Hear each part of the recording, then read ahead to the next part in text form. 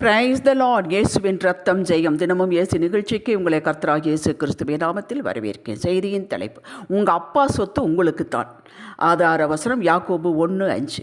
உங்களில் ஒருவன் ஞானத்தில் குறைவுள்ளவனாயிருந்தால், எதில் வேண்டுமானால் குறைவு இருக்கட்டும், எதில் குறைவாக இருந்தாலும் சரி, யாவருக்கும் சம்பூரணமாய் கொடுக்கிறவரிடத்தில் கேட்க கடவன், அப்பொழுது அவனுக்கு கொடுக்கப்படும். 1 தீமோத்தேயு 6:17. நாம் அனுபவிப்பதற்கு சகலவித நன்மைகளையும் நமக்கு சம்பூரணமாய் கொடுக்கிற ஜீவன் உள்ள தேவன் மேல் நம்பிக்கை வைக்க. கிறிஸ்துவுக்குள் அன்பானவர்களே, சம்பூரணமாய் இருக்கிறவிடத்தில் கேட்க வேண்டும். சம்பூர்ணம் யார்? நம்ம அப்பா கிட்ட, உங்கள் அப்பா கிட்ட கேளுங்கள், கொடுக்கப்படும். நீங்கள் அனுபவிப்பதற்கு, இந்த உலகத்தில் பூலோகத்தில் அனுபவிப்பதற்கு சகலத்தையும் சம்பூர்ணமாய் கொடுக்கிற அவர் மேலேயே நம்பிக்கை வையுங்கள். உங்கள் அப்பா பணக்கார், உங்கள் அப்பா பில்லியனர், நீங்கள் ஏன் கீழே பார்க்கிறீர்கள், மற்றவர்களை பார்க்கிறீர்கள்? கிறிஸ்துவுக்குள் அன்பானவர்கள், இந்த பூமியில் நம்மை வைத்திருப்பதன் நோக்கம் அவருடைய சித்தம், திட்டம் நம்மை குறித்தது. ஒவ்வொருவருக்கு தனித்தனி நோக்கம், தனித்தனி திட்டம் நிறைவேற்றி முடிப்பதற்காக. சகலமும் அவராலும் அவர் மூலமாயும் அவருக்காகவும் இருக்கிறது.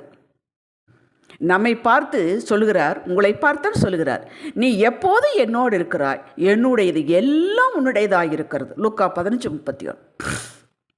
ஆக பூமியில் இருக்க சகல சம்பத்துக்களும் நம்முடையவை.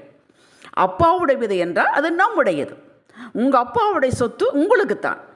இதை தைரியமாக தெளிவாக சொல்லுங்கள். இதற்கு தைரியம் வேண்டும், தெளிவு வேண்டும், உறுதி வேண்டும். எப்படி சொல்கிறது? அவரே கடவுள் அப்படின்னா அசிரமந்தான். நேராக்கி கொள்ளுங்கள், உறவை ஸ்ட்ராங் பண்ணுங்கள். அவர் நம் குறைவுகளை எல்லாம் தம் ஐஸ்வர்யத்தின்படி கிறிஸ்து இயேசுவின் மகிமையிலே நிறைவாக்குகிறார். சொன்னது தான். நிறைவாக்குவேன் என்றால் நிறைவாக்குவார். நீங்கள் சொல்லலைங்க, அவர் சொல்லியிருக்கிறார். நீங்கள் நல்லவங்கன்னு பார்த்து அவர் சொல்லலைங்க, அவர் நல்லவர் ஆகவே சொல்லியிருக்கிறார். நாம் அறிந்து புரிந்து உணர்வடைவதற்கு முன்பாகவே அவர் நமது குறைவு, நிறைவு, நிந்தை, வேதனை சகலத்தை அறிவார். இங்கே நாம் யாரிடம் கேட்கிறோம் என்பதை முதலில் புரிந்து கொள்ள வேண்டும். என்னிடம் வா, என்னிடம் கேள், ஜெபம் பண்ணு, அறிக்கையிடு என்றுதான் வேதம் முழுவதும் பரம்பி இருக்கிறதையே ஒழிய, இன்னாரிடம் போய் கேள், அவரிடம் ஏராளமாக இருக்கு, நான் தான் கொடுத்து வச்சிருக்கிறேன், போய் கேள் என்று கர்த்தர் நம்மை மற்றவரோட கை நீட்ட சொன்னது உண்டா? ஆனால் நாம் என்ன செய்கிறோம்? அவரிடமும் கேட்கிறோம், ஜெபம் பண்ணுகிறோம், மனிதர்களிடமும் உதவி கேட்கிறோம். சரி நாம் நம் முயற்சியை வேலை செய்யணுமில்ல என்று வியாக்கியானம் செய்து திருப்தி அடைகிறோம். நானே உன் பரிகாரி, நானே திட்டம் பண்ணினேன், நானே செய்து முடிப்பேன் என்கிறார். ஏன் நானே என்று சொல்கிறார்? யாருடைய உதவி அவருக்கு அவசியமில்லை. சர்வ வியாபி அவர், சர்வ சிருஷ்டிகர்த்தா. அவருக்கு கீழே தான் சகல அணுக்களுமே இருக்கிறது. அவருக்கு மேலே ஒன்றும் கிடையாது. அவர் ஆதி அந்தம், அவர் அல்ஃபா ஒமேகா. அவர் முந்தினவர், அவர் பிந்தினவர். இந்த ரெண்டுக்கு இடையில்தான் எல்லாமே இருக்கிறது. நாம் எப்போவுமே ஒரு பேக்கப் நமக்கென்று வைத்துக் கொள்கிறோம். சங்கீதம் 118:8-9 வசனங்கள் வேதத்தினுடைய மையப்பகுதி என்று சொல்கிறார்கள். இந்த மையம் என்ன சொல்கிறது? மனிதர்களை, பிரபுக்களை நம்புவதை பார்க்கல கர்த்தர்வே பற்றுதலாயிருப்பது நலம் என்று. நம்பிக்கை அவர் மேலே வைக்க வேண்டும். இந்த மனிதர்கள் பிரபுக்கள் மீது அன்பு செலுத்த வேண்டும், மரியாதை செலுத்த வேண்டும், கனப்படுத்த வேண்டும். கனப்படுத்தவில்லை முந்திக் கொள்ளுங்கள் என்று தான் இருக்கிறது. அவரிடம் கை நீட்டுங்கள் என்று வேதம் சொல்லவே இல்லை. நாசியில் சுவாசமுள்ள மனிதன் நம்பாதே என்கிறார். இந்த நாசியில் சுவாசமுள்ள மனிதனை நாம் நம் பக்கம் திருப்ப முடியாது. நாம் திருப்புவதற்கு என்னென்னலாமோ செய்கிறோம், வேண்டாததை. அவர் கட்டளையிட்டால் அந்த நாசியில் சுவாசமுள்ள மனிதன் தலை தெறிக்க ஓடி வந்து கொண்டு வந்து கொடுத்து விட்டு போவார்கள். அவர் கட்டளை இடுவார். நீங்கள் ஏன் கெஞ்சுகிறீர்கள்?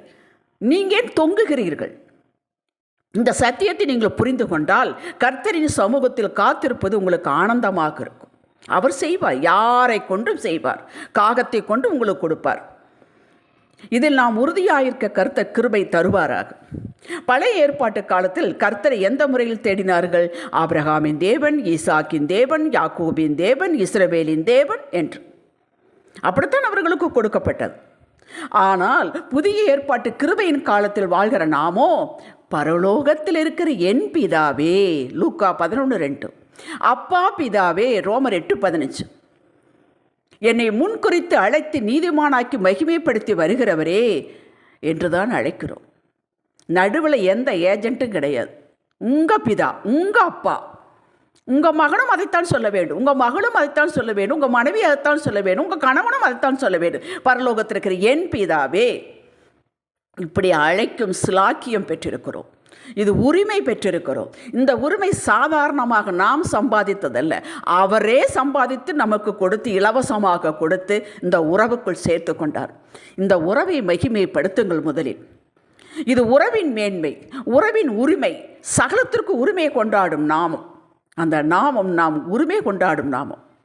நம் வாழ்வில் எந்த குறை இருந்தாலும் அந்த குறையை நாம் என்ன செய்கிறோம்? நம் மூளையை கொண்டு இப்படித்தான் அவங்களுக்கு இருக்குது, இவங்க இருக்கிறது, அந்த ஆண்டிக்கு இருக்குது, தாத்தாக்கு இருக்குது, பாட்டிக்கு இருக்குது என்று முடிவு பண்ணி ஏற்றுக்கொள்ளக்கூடாது. ஏற்றுக்கொள்ளுகிறோம். ஏற்றுக்கொள்ளாமல் சகலத்தையும் உங்கள் பிதாவிடத்தில் வையுங்கள். அனுபவிப்பதற்கு சம்பூர்ணமாய், நிறைவாய், அமுக்கி, குலுக்கி, திருப்தியாய், வழிந்தோடு வண்ணமாக கொடுப்பார் என்று அவரது வாக்கு சொல்லுகிறது. உன் எல்லை எங்கு சமாதானம், உன்னை உச்சிதமான கோதி நான் திருப்தியாக்குவேன் என்றிருக்கிறார். நீ எங்கள் வேதமெல்லாம் எடுத்து படித்து பாருங்கள். கொடுப்பேன், கொஞ்சம் கொடுப்பேன், மீதி நீ பார்த்துக்கேன் இருக்குதா? திருப்தியாக்குவேன், நிறைந்தோடு செய்வேன், வழிந்தோடு செய்வேன், திராட்சரசம் புரண்டோடும், கொழுமையை தருவேன். வாசித்து பாருங்கள். நாம் எப்படி கேட்கிறோம்? எப்படி கேட்க வேண்டும்? சாலமோன் கேட்டான், நீர் எனக்கு ஒரு வேலையை கொடுத்திருக்கிறேன், ராஜாவாக கொடுத்திருக்கிறேன், மக்களை விசாரிக்கிறதுக்கு நீ தலைவனாக வைத்திருக்கிறேன். இதற்கு எனக்கு ஞானம் வேண்டும், நான் வயதில் சிறியவன், அனுபவம் போதாது என்று தன் நிலைமையை விளக்கினான். அவருடைய வேலை, அவர் கொடுத்த சித்தத்தை, திட்டத்தை நிறைவேற்ற எனக்கு பலன் இல்லை என்று சொல்லுகிறான். அவன் கேட்டதையும் கொடுத்தார், கேளாத ஐஸ்வர்யம், கணம், மகிமையும் கொடுத்தார். 2 நாளாகும் 20ஆம் அதிகாரத்தில் யோசபாத் தன்னை எதிர்த்து வந்த ராஜாக்களின் படை, தன்னால் அந்த பெரும் படை எதிர்த்து நிற்க முடியவில்லை. என்ன செய்வதென்று அவனுக்கு தெரியவில்லை. இது 2 நாளாகும் 20ஆம் அதிகாரம் 12ஆம் வசனத்தை வாசித்து பாருங்கள். எனக்கு என்ன செய்வதென்று புரியவில்லை, எதிர்த்து நிற்க பலன் இல்லை, என் கண்கள் உம்மை நோக்கி இருக்கிறது என்றான். இதுதாங்க யதார்த்தம். கர்த்தர் என்ன சொன்னார்? இந்த யுத்தம் என்னுடையது என்றார் கர்த்தர். அப்படியே ஒரு விரோதமான ஆவியை அவர்களுக்குள், எதிரிக்குள் அனுப்பினார். ஒருத்தனுக்கு ஒருத்தர் வெட்டி கொண்டு மடித்தார்கள். யோசபாத் யுத்தம் செய்யாமலே வெற்றி கொடி ஏற்றினார். நாமும் அப்படித்தான். யாரோடும் போய் ஆர்கியூ பண்ண வேண்டியதில்லை, நம்மை பற்றி ப்ரூவ் பண்ண வேண்டிய அவசியம் இல்லை. எங்கள் அப்பா இப்படி ஆக்கும், அப்படி ஆக்கும், நான் ஜெபம் பண்ணி இருக்கிறாக்கு, எனக்கு தேவையே இல்லை. இது நம் குடும்பம். தாவீது என்ன சொன்னான்? தன் நிலைமையை சொன்னான். என்ன சொன்னான்? சுற்றிலும் எதிரிகள், தலையில் உள்ள மயிரை காட்டிலும் அதிகம் என்கிறான். உயிர் நண்பன் எதிரியானான். என் கரம் திடனட்டு போயிற்று, புறாவை போல இறக்கைகள் இருந்தால் பறந்து போய் இளைப்பாருவேன் என்றான். சுற்றிலும் உள்ள அத்தனை எதிரிகளையும் நீக்கி, விலக்கி, துரத்தி உயர் ஸ்தானத்தில் வைத்தார். இதைத்தான் சங்கீதம் 18 2 நாளாம் 22வது பாடி வைத்தான் சாட்சியாக. நாமும் அப்படித்தான் கேட்க வேண்டும். இந்த குடும்பம், இந்த பிள்ளையை நடத்த வளர்க்க கிருபைத்தார். கைக்கு மீறின பிள்ளைகளாகிவிட்டார்கள், அடங்கவில்லை, என்னால் ஒன்று செய்ய முடியவில்லை. கேளுங்கள், அதற்குண்டான வாக்கை தருவார். அந்த வாக்கை எடுத்து சொல்லுங்கள், அப்படியே நடக்கும். வாக்கு உங்களுதல்ல, அவர் கொடுத்த வாக்கு. அதுக்குள் வல்லமை இருக்கிறது. என்னோடு வாரும், என்னென்ன குறைகள், எந்தெந்த முறைகள் தாக்கப்பட்டிருக்க சொல்லுங்கள். நீர் என் தகப்பன், நான் யாரிடத்தில் போவேன்? உங்களிலே நிலைத்திருக்க பலன் தாரும், விசுவாசத்தில் நிலைத்திருக்க பலன் தாரும். அப்பப்பொழுது விழுந்து விடுகிறேன். உண்மையை சொல்லுங்கள், யதார்த்தமாக இருங்கள், ஆவியில் எளிமையாக இருங்கள். நாமளே வேஷம் போட்டுக்கொள்ளக்கூடாது பெரிய விசுவாசி என்று. பலன் தாரும், திருப்தியாக்கும், மகிழ்ச்சியாக்கும். உம்மால் கூடும், எல்லாம் கூடும். நான் சகலத்தின் நிறைவை பெற்றுக்கொள்வேன். நீ ஐஸ்வர்ய சம்பன்னர், நான் ஏன் ஏழையாக இருக்க வேண்டும், கடனாக இருக்க வேண்டும்? கடன் வந்துவிட்டது, மன்னிப்பு கேட்கிறேன், அதிலிருந்து நான் விடுதலையாக வேண்டும். நீர் யெகோவா நிசி, எங்கள் அப்பா யெகோவா நிசி, எல்லாவற்றிலும் வெற்றி, நான் ஏன் தோல்வி அடைய வேண்டும்? கேளுங்கள். உம்முடைய தழும்புகளால் உலக மக்களே சுகமாகிறார்கள், நான் ஏன் நோயோடு திரிய வேண்டும்? என் பிள்ளையே நோயோடு இருக்க வேண்டும்? நீர் யெகோவா நிசியாக, ரஃபாவாக, எல்ரோயியாக, எல்லாமாக நீர் எனக்கு இருக்க. இது எங்கள் அப்பா. வெளியில் சொல்லுவார்கள், இவங்க அப்பா அப்படி, இவன் ஏன் இப்படி இருக்கிறான் என்று. நான் சாட்சியாக இருக்க விரும்புகிறேன். உம்முடைய ஐஸ்வர்யமெல்லாம் எனக்கு வேண்டும். எனக்கு என்ன தேவையோ அது கொடுங்கள், சம்பூர்ணமாக்குங்கள், கேளுங்கள். வாயை பார்த்து அடிக்க மாட்டார், சந்தோஷப்படுவார். மனுஷன்தான் அப்படி அடிப்பார். உனக்கு பாரு ஆசை என்று செபித்து விட்டு 1 சாமுவேல் 1ஆம் அதிகாரத்தில் அன்னாளை போல துக்க முகமாக இருக்கக்கூடாது. பெற்றுக்கொண்டே நிச்சயத்தோடு இருங்கள். அதற்கப்புறம் துக்க முகம் இருக்கக்கூடாது. நீங்கள் சொன்னீர்கள், அவர் கேட்டுவிட்டார், அந்த நிச்சயம் உங்களுக்கு வேண்டும். அவர் கேட்டுவிட்டார் என்ற நிச்சயம் இருந்தால் பெற்றுக்கொண்டீர்கள் என்ற நிச்சயம் உங்களுக்கு உண்டு. இது 1 யோவான் 5:14-15 படித்து பாருங்கள். இந்த நிச்சயத்தை உறுதியை கனப்படுத்துவார். பின் நீங்கள் தேடினாலும் குறைவை காண மாட்டீர்கள். பூம்பான்ற ஒரே நாளில் வராது, கொஞ்சம் கொஞ்சமாக அவருடைய நேரத்தில் அவருடைய பாணியில் நிரப்புவார். குறைவை காண மாட்டீர்கள். பச்சை தண்ணியை திராட்சை ரசமாக மாற்றி கொடுத்தவர் உங்கள் அப்பா. ஹல்லேலூயா.